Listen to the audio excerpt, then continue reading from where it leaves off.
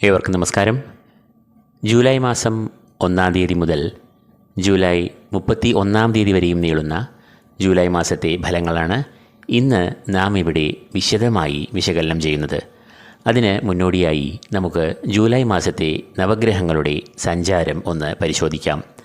സൂര്യൻ ജൂലൈ 16-ാം തീയതി വരെയും മിഥുന രാശിയിൽ സഞ്ചരിക്കുന്നു. തുടർന്ന് ജൂലൈ 17 മുതൽ കർക്കിടക രാശിയിൽ സഞ്ചരിക്കുന്നു. ചൊവ്വ ജൂലൈ 27 വരെയും ചിങ്ങത്തിൽ സഞ്ചരിക്കുന്നു. തുടർന്ന് കന്നിരാശിയിൽ സഞ്ചരിക്കുന്നു. ബുധൻ ഈ മാസം മുഴുവനും കർക്കിടകത്തിലാകും സഞ്ചരിക്കുക.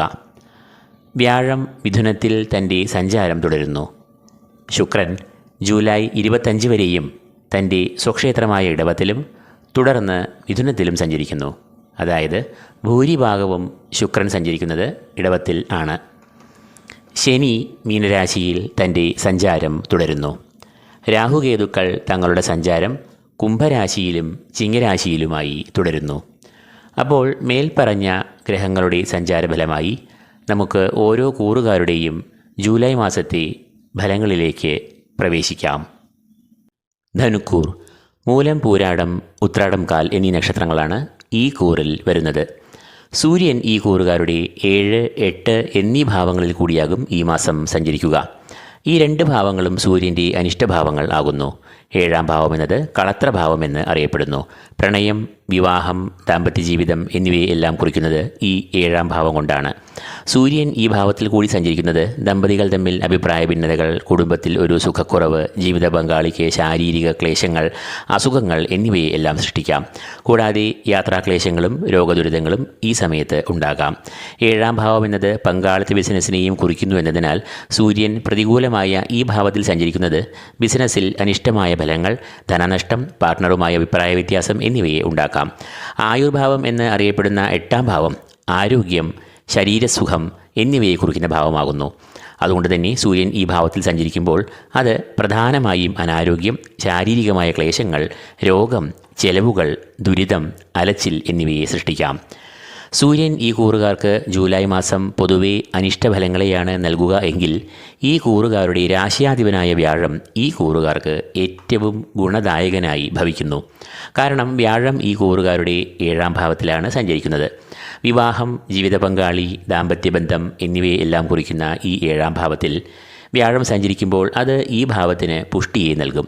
വ്യാഴം എന്നത് ധനുക്കൂറുകാരുടെ രാശിയാധിപൻ തന്നെയാകുന്നു എന്നത് ഇവർക്ക് അതിവിശേഷമാകുന്നു. ഈ കൂറുകാർക്ക് ഏറ്റവും ക്ഷേമം, സൗഖ്യം എന്നിവ ഉണ്ടാകുക കുടുംബവുമായി ബന്ധപ്പെട്ട് ആകും. വിവാഹം ആലോചിക്കുന്നവർക്ക് വളരെ നല്ല ആലോചനകൾ വന്നു ചേരും. അവ നടക്കും. കുടുംബാംഗങ്ങൾ തമ്മിലുള്ള പ്രശ്നങ്ങൾ എല്ലാം പരിഹരിക്കപ്പെടുകയും ഐക്യം, പരസ്പര ധാരണ എന്നിവ ഉണ്ടാകുകയും ചെയ്യും. ശത്രുക്കൾ പോലും ഈ സമയത്ത് മിത്രങ്ങൾ ആകും. ദമ്പതികൾ തമ്മിൽ പരസ്പര ധാരണ, സ്നേഹം എന്നിവ ഉണ്ടാകും. എന്തെങ്കിലും കാരണത്താൽ, കലഹത്താൽ വേർപിരിഞ്ഞ് ജീവിക്കുന്ന ദമ്പതികൾ പരസ്പരം ഒന്നിക്കും. സാമ്പത്തികമായ പരാധീനതകളും പ്രതിസന്ധികളും ഒഴിഞ്ഞ് പുരോഗതി, ധനലാഭം എന്നിവ ഉണ്ടാകും. ഭൂമിലാഭം, ഗൃഹാരംഭം എന്നിവയും വ്യാഴം 7-ാം ഭാവത്തിൽ കൂടി സഞ്ചരിക്കുമ്പോൾ ഉണ്ടാകുന്ന ഗുണാനുഭവങ്ങൾ ആണ്. പ്രണയിതാക്കൾക്ക് പ്രണയസാഫല്യം ഉണ്ടാകും. ഉദ്യോഗസ്ഥർക്കും ഉദ്യോഗാർത്ഥികൾക്കും വളരെ നേട്ടങ്ങൾ ഈ സമയത്ത് ഉണ്ടാകും. വിദ്യാർത്ഥികൾക്കും ഈ സമയത്ത് പഠനത്തിൽ വളരെ ഏകാഗ്രത, മികവ് എന്നിവ പുലർത്തുവാനാകും. 7-ാം ഭാവം എന്നത് പങ്കാളിത്ത ബിസിനസ്, കൂട്ടായ സംരംഭങ്ങൾ എന്നിവയെയും കുറിക്കുന്നു എന്നതിനാൽ പാർട്ട്ണർഷിപ്പ് ബിസിനസ്സിൽ വളരെ പുരോഗതി, വളർച്ച, ലാഭം എന്നിവയെല്ലാം ഉണ്ടാകും. പുതിയ സംരംഭങ്ങൾ, ധനപരമായ നല്ല നിക്ഷേപങ്ങൾ എന്നിവ ആരംഭിക്കുവാനും ഈ സമയം അനുയോജ്യമാണ് എന്ന് അറിയുക. ചൊവ്വ ഈ കൂറുകാരുടെ 9-ാം ഭാവത്തിലാകും ഈ മാസം സഞ്ചരിക്കുക.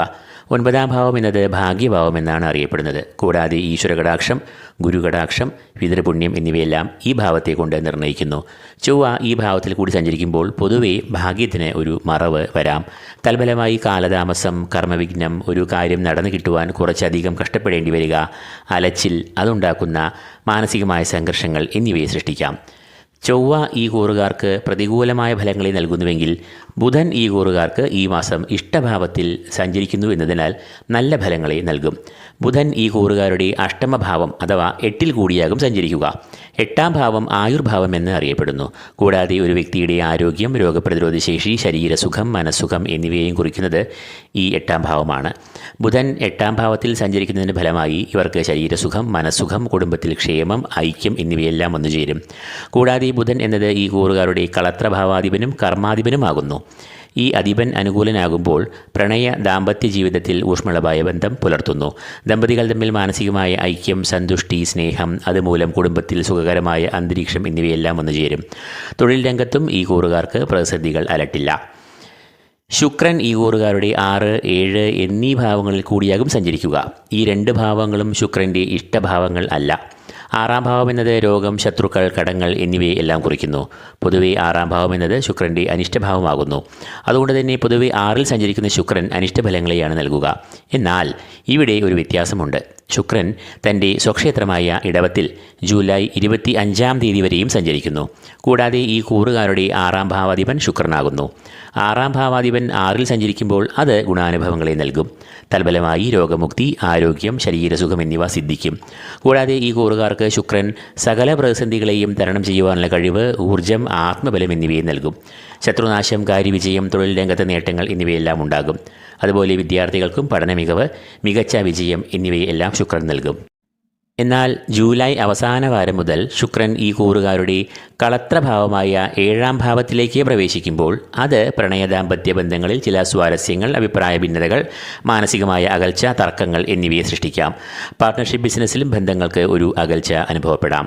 ശനി ഈ കൂറുകാരുടെ 4-ാം ഭാവത്തിൽ കണ്ടകശനിദോഷങ്ങളെ നൽകുന്ന നിലയിൽ സഞ്ചരിക്കുന്നു. മാതാവ്, കുടുംബം, ബന്ധുമിത്രാദികൾ എന്നിവയെ എല്ലാം കുറിക്കുന്ന 4-ാം ഭാവത്തിൽ ശനി സഞ്ചരിക്കുമ്പോൾ അത് കുടുംബത്തിൽ അസ്വാരസ്യങ്ങൾ, ശാരീരിക, മാനസിക വൈഷമ്യങ്ങൾ എന്നിവയെ സൃഷ്ടിക്കാം. ശനിയുടെ കണ്ടകശനിദോഷങ്ങളെ ഒട്ടൊക്കെ പ്രതിരോധിക്കുന്ന നിലയിലാണ് രാഹുവിൻ്റെ സഞ്ചാരം. കാരണം രാഹു ഈ കൂറുകാരുടെ 3-ാം ഭാവത്തിലാണ് സഞ്ചരിക്കുന്നത്. 3-ാം ഭാവം എന്നത് രാഹുവിൻ്റെ ഇഷ്ടഭാവമാകുന്നു. അതുകൊണ്ട് തന്നെ രാഹു ഈ കൂറുകാർക്ക് ഗുണാനുഭവങ്ങളെയും നേട്ടങ്ങളെയും നൽകും. 3-ാം ഭാവം എന്നത് സഹോദരഭാവം, ശൗര്യഭാവം എന്നീ പേരുകളിൽ അറിയപ്പെടുന്നു. രാഹു ഈ 3-ാം ഭാവത്തിൽ സഞ്ചരിക്കുന്നതിൻ്റെ ഫലമായി ഈ കൂറുകാർക്ക് സർവ്വകാര്യ വിജയം ഉണ്ടാകും. ഏത് സംരംഭങ്ങളിലും ഈ കൂറുകാർ ആത്മവിശ്വാസത്തോടെ ഏർപ്പെട്ട് അവയെ വിജയത്തിലും ലക്ഷ്യത്തിലും എത്തിക്കും. മത്സര പരീക്ഷകളിൽ ഈ കൂറുകാർ വിജയം കൈവരിക്കും. തൊഴിൽ രംഗത്ത് വളരെ നേട്ടങ്ങൾ കൈവരിക്കും. തൊഴിൽ തേടുന്നവർക്കും ഈ കാലയളവിൽ നല്ല ജോലി അവസരങ്ങൾ എന്നിവയെല്ലാം ഈ കൂറുകാർക്ക് ലഭിക്കും. സാമ്പത്തികമായ പുരോഗതി, വിദ്യാപുരോഗതി, വിദ്യാപുഷ്ടി എന്നിവയും ഇവർക്ക് ഉണ്ടാകും. ആത്മീയമായ താല്പര്യം ഇവർക്ക് ഈ സമയത്ത് ജനിക്കും. 3-ലെ രാഹു ആശയവിനിമയത്തിൽ വൈഭവം, ചർച്ചകളിലും പ്രഭാഷണങ്ങളിലും വിജയം, അംഗീകാരം, കീർത്തി, നായകത്വം എന്നിവയെ നൽകും. സമൂഹത്തിലും ഈ കൂറുകാർക്ക് ഈ കാലയളവിൽ വളരെ സൽപ്പേരും ജനസമ്മിതിയും ഉണ്ടാകുന്നതാണ്. കേതു ഈ കൂറുകാരുടെ 9-ാം ഭാവത്തിലാണ് സഞ്ചരിക്കുന്നത്. 9-ാം ഭാവം എന്നത് ഈശ്വരകടാക്ഷം, ഗുരുകടാക്ഷം, ഭാഗ്യം എന്നിവയെ എല്ലാം കുറിക്കുന്ന ഭാവമാണ് എന്ന് നാം കണ്ടു. കേതു 9-ൽ സഞ്ചരിക്കുമ്പോൾ അത് ഭാഗ്യത്തിന് ഒരു മറവ്, നിർഭാഗ്യം, ഈശ്വരകടാക്ഷത്തിന് മങ്ങൽ, കർമ്മവിഘ്നം, തടസ്സം, അപ്രതീക്ഷിതമായ തിരിച്ചടികൾ, കാലതാമസം എന്നിവയെ എല്ലാം സൃഷ്ടിക്കാം. ഗുരുത്വവും ഈ സമയത്ത് കുറയാമെന്നതിനാൽ ഈ കൂറുകാർ ഈശ്വരനെയും പിതൃക്കളെയും നന്നായി പ്രീതിപ്പെടുത്തേണ്ടത് വളരെ അഭികാമ്യം ആകുന്നു.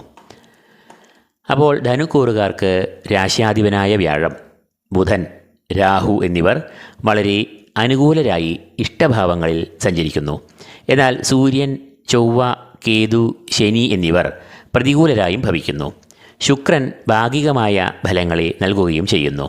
സൂര്യൻ്റെ 7-ലെ പ്രതികൂലാവസ്ഥ വ്യാഴം 7-ാം ഭാവത്തിൽ നിന്നുകൊണ്ട് പ്രതിരോധിക്കുന്നു. എന്നാൽ ഇവിടെ ഒരു കാര്യം ശ്രദ്ധിക്കേണ്ടത് ഭാഗ്യഭാവത്തിൽ നിലകൊള്ളുന്ന ചൊവ്വയും കേതുവും ആണ്. ഈ ഇരു പാപഗ്രഹങ്ങളും അനിഷ്ടഭാവമായ 9-ൽ നിൽക്കുന്നത് ഭാഗ്യത്തെ പ്രതികൂലമായി ബാധിക്കാം. ഈശ്വരകടാക്ഷവും അല്പം കുറയാം. അതുകൊണ്ട് തന്നെ കാര്യങ്ങൾ വളരെ മുൻകൂട്ടി തീരുമാനിച്ച് ചെയ്യുക. ധനനിക്ഷേപങ്ങൾക്കോ റിസ്ക് എടുത്തുകൊണ്ടുള്ള ധനനിക്ഷേപങ്ങൾക്കോ വലിയ സംരംഭങ്ങൾക്കോ മുതിരാതെ ഇരിക്കുക. അപ്പോൾ ഈ വീഡിയോ ഇവിടെ പൂർണ്ണമാകുന്നു. ഈ വീഡിയോ നിങ്ങൾക്ക് പ്രയോജനപ്രദമായെങ്കിൽ ലൈക്ക് ചെയ്യുക, ഷെയർ ചെയ്യുക. കൂടാതെ ഈ ചാനൽ സബ്സ്ക്രൈബ് ചെയ്യാത്തവർ സബ്സ്ക്രൈബ് ചെയ്യുക. ഏവർക്കും ഈശ്വരകടാക്ഷങ്ങൾ നേർന്നുകൊണ്ട് നിർത്തുന്നു. നന്ദി, നമസ്കാരം.